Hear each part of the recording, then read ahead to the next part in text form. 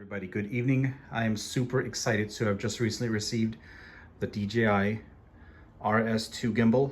This is brand new, just released. Standing right next to it is the Dji Ronin Crane 2S. And I've been using this gimbal for about a month or so, and it's got spectacular results. I've had the previous version, the Crane 2, and it didn't perform that well with heavier cameras like the Blackmagic 6K.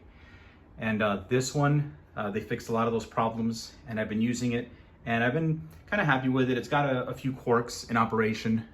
For some reason, like the axis won't stay level when you're in motion, and it does some weird thing when you're like panning and tilting kind of fast at the same time. The nose of the camera just kind of spouts up, and then it slowly starts to react to the motion that you're trying to do.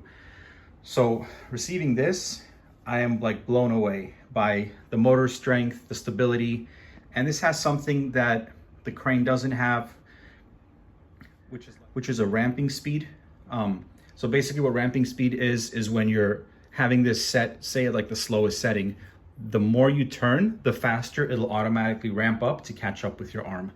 On the Crane, it doesn't do that. So if you have it set to the slowest possible speed, like 1 or 2 on your panning motion, it'll just kind of stick with that no matter how far you turn it until you reach like 90 degrees, and then it'll start ramping up to catch up. But on this one, basically, even if you have it set at the slowest speed, once you start applying faster panning motion, it'll just override that and just move faster to try to catch up. And it does that on all 3 axes. And what I'm really excited about is that the Pocket 6K, I can have this set up. It's perfectly balanced right now. There's extra space on the side. You can remove your batteries as needed. So if you're just running and gunning it, it's super easy. Just kind of clip one out, pop it out, next one goes in. Perfect space, perfect balance. I didn't need any kind of counterweights to make it work. Everything just kind of sits right, perfectly balanced. This is kind of like a naked setup. I took the cage off. I have the card just coming out of here with like an extra thick wire. And this is just resting on here, and it's perfect because it's not gonna slide out and fall. It's just kind of like nestled in there. And I've been trying to, I've been using this for a while, and it just kind of, works for just something quick.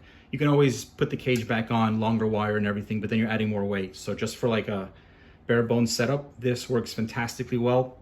And this is by far the best stabilizing gimbal that I have ever used. And I've had every other gimbal that Ronin, the DJI has ever made. So, bravo to their team for creating this. It's just unbelievable. And the way that I have this set up is the motors are actually at only 50% power to this camera. So this can hold a lot more weight.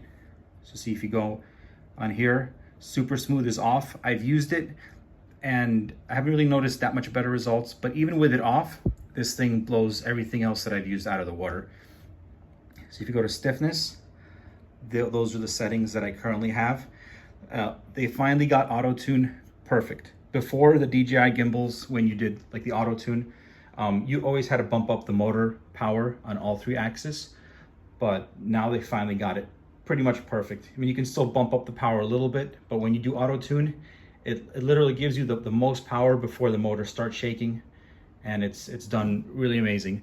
And the joystick on this is super nice. This is like a drone control joystick, whereas opposed to on this one, you just kind of get this little knob, and it's not really that comfortable to use. You just have to kind of get your nail under it, wiggle it up a little bit, and it's basically just kind of go and stop, and you have a little bit of play in the middle, but the response is not that great. So that's kind of one thing that limits me from using this with the joystick.